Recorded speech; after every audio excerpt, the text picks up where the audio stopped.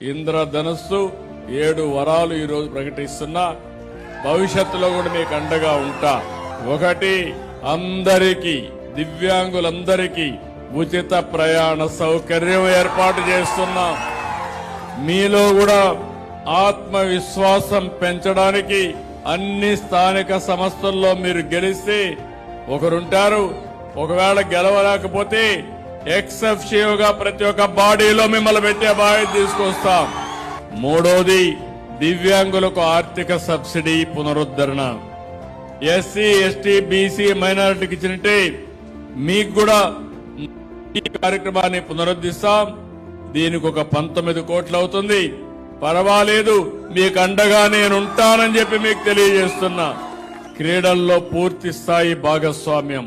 SAAP ద్వారా అన్ని క్రీడా కార్యక్రమాలు, టాలెంట్ డెవలప్మెంట్ స్కీములు దివ్యాంగులకు అందుబాటులో ఉండే విధంగా చర్యలు తీసుకుంటానని చెప్పి కూడా నేను మీకు తెలియజేసుకుంటున్నాను.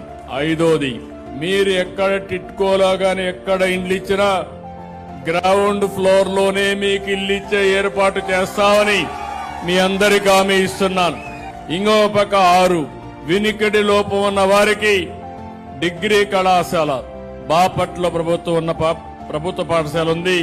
జూనియర్ కాలేజీతో పాటు వినికిడి లోపం ఉన్న విద్యార్థుల కోసం ప్రత్యేక డిగ్రీ కాలేజ్ ఏర్పాటు చేస్తాం.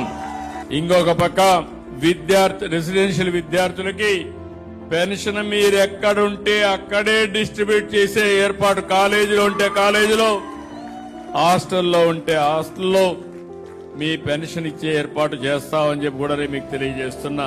ఇది కాకుండా అన్ని జిల్లాల్లో ప్రత్యేకంగా మీ అందరికీ విభిన్న ప్రతిభావంతుల కోసం ఒక భవన్ ఏర్పాటు చేస్తాం.